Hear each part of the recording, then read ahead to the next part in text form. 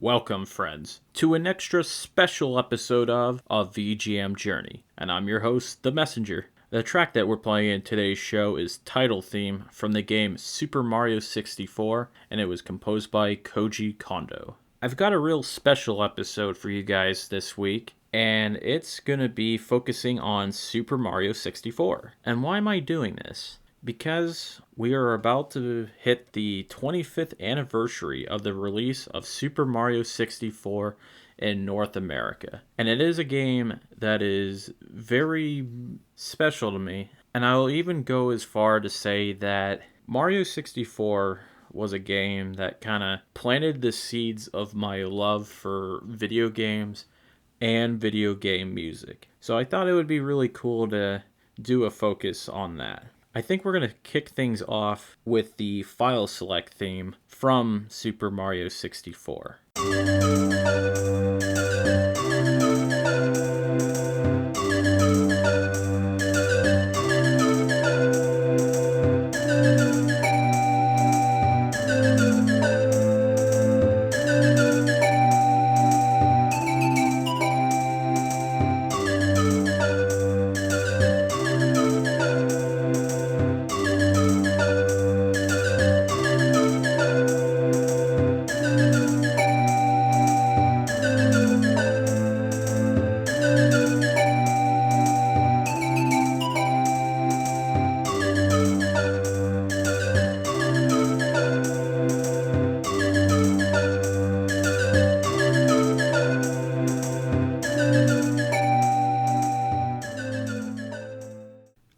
That track that you just listened to, that was File Select from Super Mario 64. I'm going to try not to repeat myself too much when I'm talking about Mario 64, but I will say that File Select theme, it's a really nice track. It has this peacefulness to it, and yeah, it's a fairly standard menu where you could select your files and save, copy, erase data. You could even look at your records. But there's a certain comfortness to it, and it sounds very mountain-like. I don't know, I think of tall mountains when I think of that track. And right after you select your file and you start a new game, this next track starts to play, and that is the opening. Dear Mario, please come to the castle. I have baked a cake for you. Yours truly, Princess Toadstool. Peach.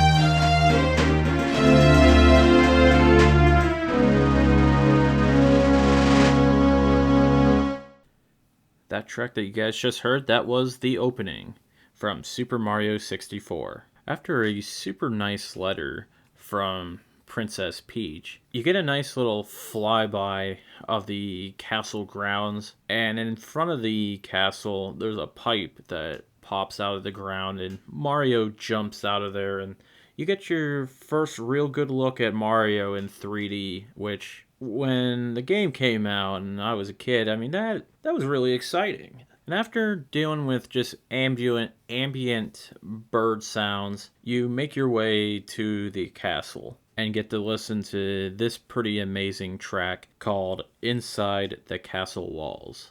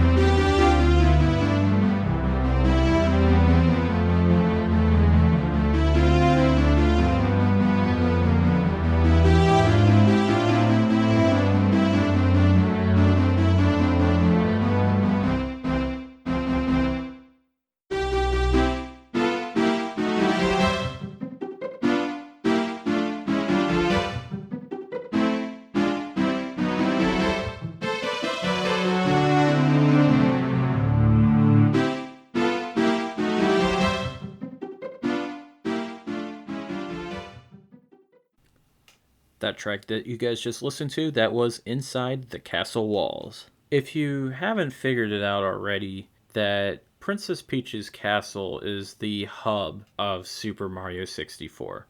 That is how you access all the different worlds in that game. And how do you access the worlds? You jump through paintings, of course. I mean, who would have thought of that? And you start off the game with very limited amount of rooms that you can go into. And right at the entrance of Princess Peach's castle, there is a toad that will tell you that all the rooms are locked and you have access to this room on the far left, which leads to the very first world in the game, Bob-omb's Battlefield, which that world is one of a handful that plays this main theme that I'm sure all of you guys are familiar with. So let's give that one a listen. This is the main theme.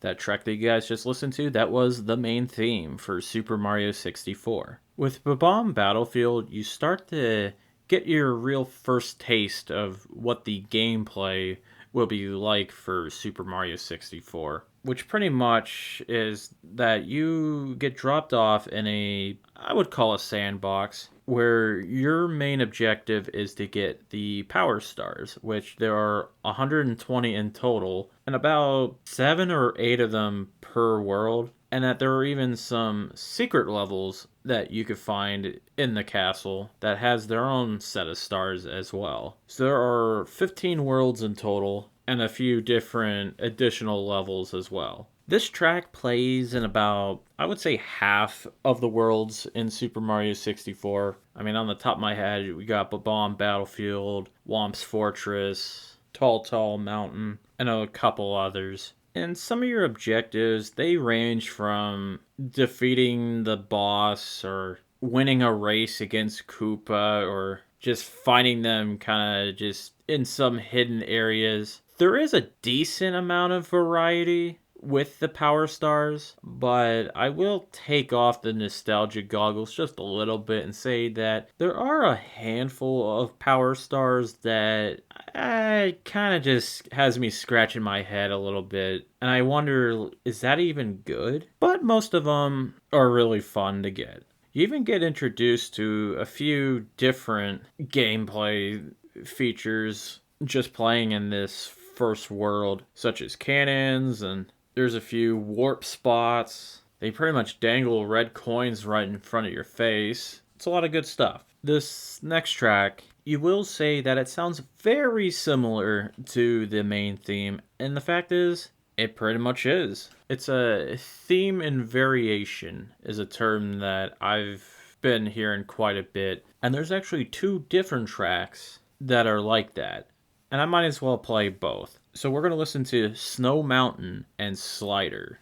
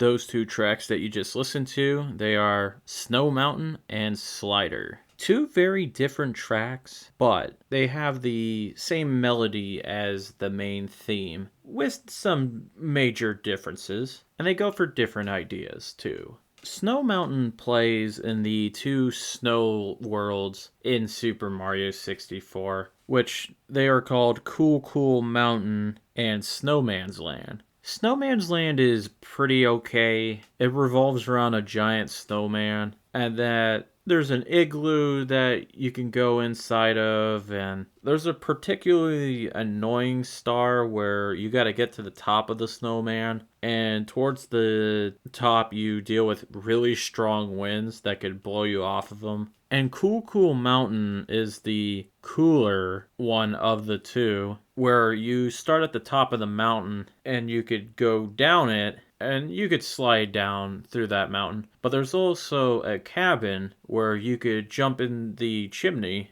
and you find yourself in a race with a giant penguin. I think one of the cooler stars in that level is where you gotta bring this baby penguin from the top of the mountain all the way down to his mom at the bottom. And if you somehow skip that baby penguin, and if you go down to the bottom of the mountain, there is another baby penguin that is right by the mom that you think that you could get a star by giving that penguin to the mom, but she knows what's up, and she'll tell you that that is not her kid. And the other song, Slider, it plays in a really cool secret level where you go down this slide and there's a star at the end, but there's also a second star that you can get if you can go down the slide in less than 21 seconds. But it also plays in a couple later worlds in the game, which personally, I think both of them are not that great. So it plays in Tick-Tock Clock and also Rainbow Ride. This next track might possibly be one of the best level themes in the game, and this is Dire Dire Docks.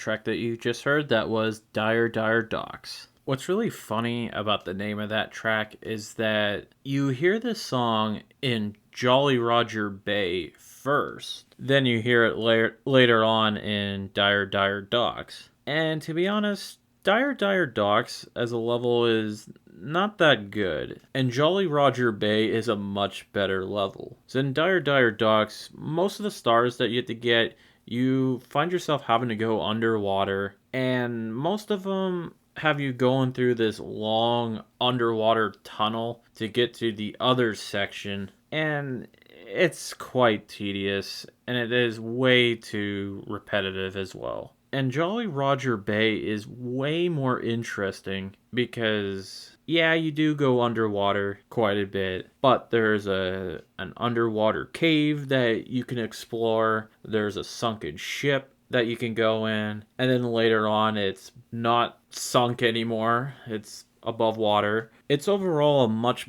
better level than Dire Dire Docks. This next little block of songs, it's a pretty spooky and unsettling one. This is Haunted House and Merry-Go-Round.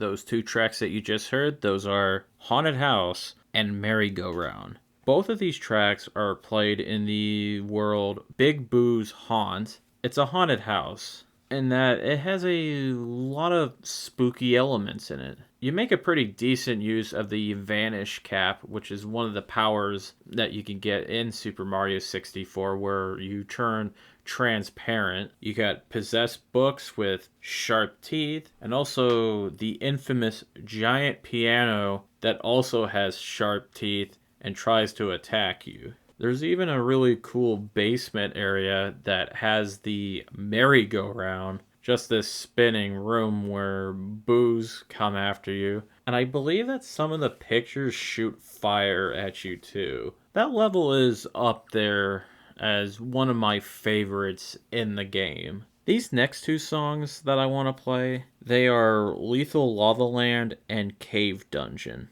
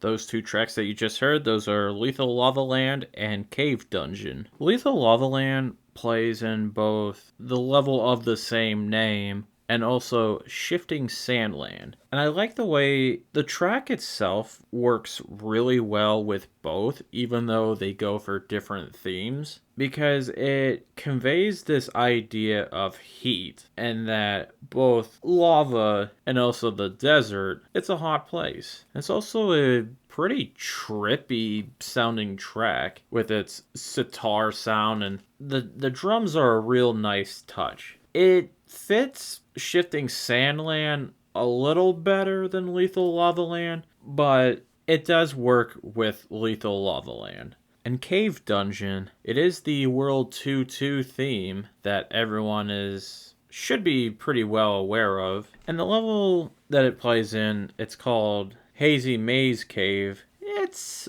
an okay level. It's got a few areas where there are some cool parts, like the area where the rolling giant boulders and even the underground lake with Dory, the Loch Ness monster like friendly creature. And it's also the level that you can gain access to the secret level that you can unlock the metal cap. So that part is also pretty cool as well. Now, I got a track that I probably should have played earlier in the episode, but I kind of just wanted to give it its own little block, I guess. And this is Piranha Plant's Lullaby. Try not to fall asleep.